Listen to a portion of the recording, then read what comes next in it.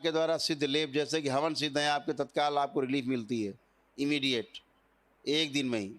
ऐसे ही दरबार के बाबा के द्वारा, माँ के द्वारा सिद्ध लेप है, जिसका सिर पर लेपन करने से या नाभि क्षेत्र में लेपन करने से आपके मस्तिष्क की सूजन जाती, नाड़ियों की सूजन समाप्त होती।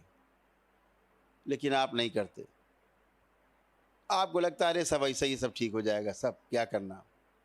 तो हम बता देते हैं आपको, मस्तिष्क की सूजन रहेगी तो आपको ब्रह्मा विष्णु और महेश तीनों मिलके आपको कभी स्वस्थ नहीं कर पाएंगे, ये ध्यान रखना।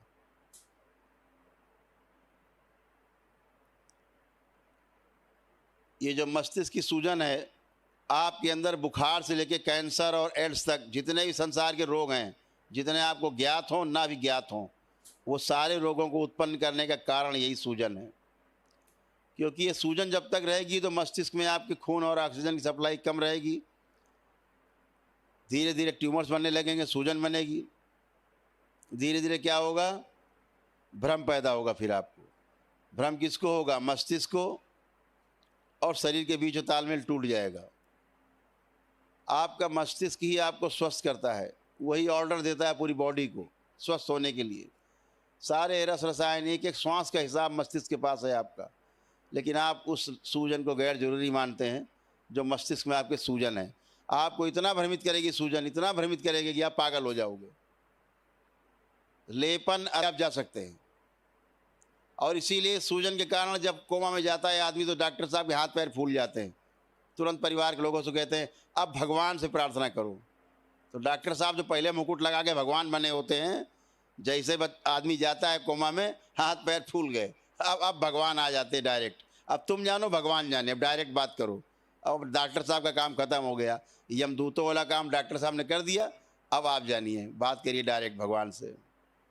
ये उस सूजन के कारण होता है।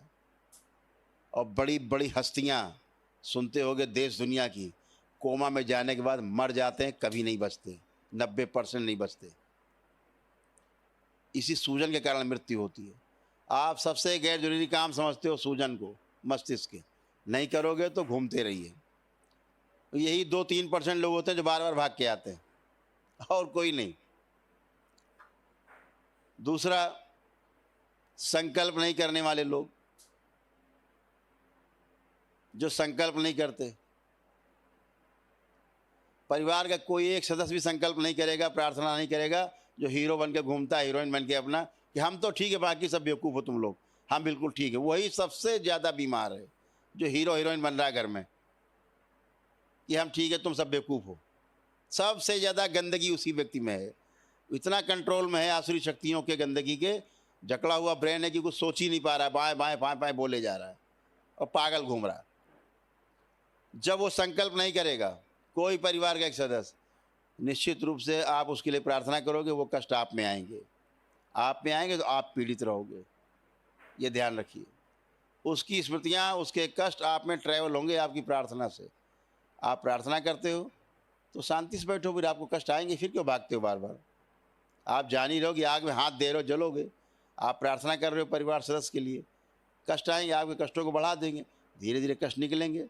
लेकिन होता क्या है, जिसके रोग और कष्ट है वो अपना संकल्प स्वयं करता है तो उसके सारे जाते हैं कष्ट। आपको उसके 4-5 कष्ट पता हैं, उसके हैं 25 कष्ट जो उसको ही पता है, आपको नहीं पता है, उसके बने रहेंगे और वो पीड़ित रहेगा, आप भी पीड़ित बने रहोगे। तो दो ही तरीके हैं, या तो डीएनए से निकाल के बाहर करो उसको, उसकी हीरोगिरी ठीक हो जाएगी अपने आप और आप अच्छे बने रहेंगे। या फिर अगर आप संकल्प करते हैं रखें डीएनए में, तो बड़बड़ाइए मत, आराम से संकल्प करिए, भागने की आवश्यकता नहीं, लेपन करिए। तीसरा संकट, जो सबसे आपने प्रणाम किया, निगेटिव एनर्जी जिसकी पूजा करते थे आप, जो हमेशा आपको तंग करके रखे थी, आप में एंट्री मारेगी क्योंकि आप कवच खोल देते हो।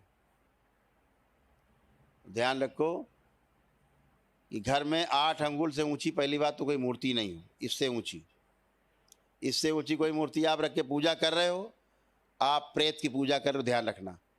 नकारात्मक शक्तियों की पूजा कर रहे हो, और वो आपकी ऐसी की तैसी करके रखेंगी, जैसे पहले रखी थी वैसे फिर आपको ऐसी तैसी करेंगी आपकी, क्योंकि आपकी आदत जाती नहीं। या आपके परिवार का कोई सदस्य करेगा तो बाकी सब तंग रहोगे, ध्यान रखना। घर के अंदर बदमाश घुसेंगे तो ये जरूरी नहीं कि अम्मा को छोड़ देंगे, तुमको छोड़ देंगे या किसी और छोड़, जो सामने पड़ेगा उसी को टेढ़ा कर देंगे मार के। तो ध्यान रखिए।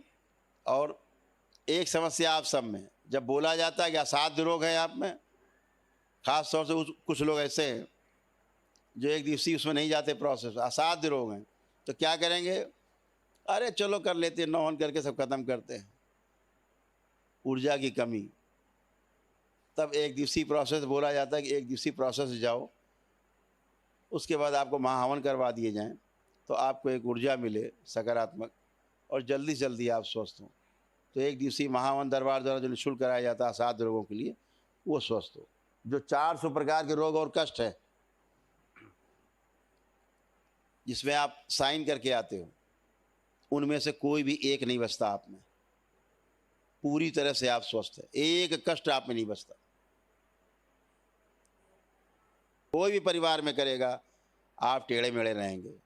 आप गुंडे को बदमाश में घर में बुलाएंगे, आपको मारेगा जरूर, फट पटक के मांगेगा, आप नहीं दोगे। मटरी देवी हमारी मटरी देवी है, गांव में पूजा होती है, आप भी चटरी मटरी पूजा करने लगे। तो चटरी मटरी से बचिए और जरा अपने देवी देवताओं पर ध्यान दीजिए, स्वयं पे जो बोला जा रहा है, अपने ईश्वर पर ध्यान दीजिए। झाड़ फूक टोना टोटका जादू टोना से बचिए, अपने ईश्वर पे ध्यान दीजिए, उस पर विश्वास करिए, अपना स्वयं का विश्वास बढ़ाइए, ईश्वर विश्वास अपने आप बढ़ जाएगा। तो ध्यान रखें इन चीज़ों का। घर के बुजुर्ग खास तौर से टटरम पटरम ज़्यादा करते हैं, उन पर विशेष निगाह रखिए। वो जरूर अपना माला फेरेंगे, माला छीन लोगे तो मन में चालू रहेंगे, मन में चालू रहेंगे तो आएगी निगेटिव, वो आपको ध्वस्त करेगी। तो ये सब निगरानी रखिए। 3-5 करें, निकाल के बाहर कर दीजिए डीएनए से, अपने आप भोगेंगे, ठीक हो जाएंगे, भोग जाएंगे।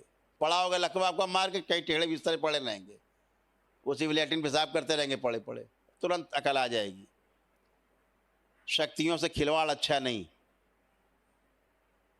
अगर एनर्जी के बारे में आप जानते नहीं, कृपा करके छेड़े नहीं उसे। इतनी बड़ी अच्छी एनर्जी आपके पास होती तो आप दुनिया भर में हाथ पैर न मार रहे होते, दर दर न भटके होते, और करुण शंकर महादेव दरबार नहीं आए होते। अगर इतनी अच्छी शक्ति आपके पास थी पूजन पाठ की, तो आपको स्वस्थ कर लेती घर में। सब आपको टेढ़ा करने वाले लोग थे, नकारात्मक। तो ध्यान रखिए, इनसे बचिए, गंदी पूजा पाठ से बचिए। क्या कारण, जिंदगी भर पूजा पाठ करते रहे, हवन तमाम दुनिया भर के अनुष्ठान करते रहे, कष्टों में बने रहे, कष्ट घटने के बजाय बढ़ते गए। यहाँ क्यों आप एक दिन में ठीक हो जाते हो? क्योंकि सीधे ईश्वर से जुड़ते हो। जितना आपके अंदर आस्था विश्वास श्रद्धा होगी, उतना ही तेजी से स्वस्थ होते हो। परिवार के तमाम सदस्य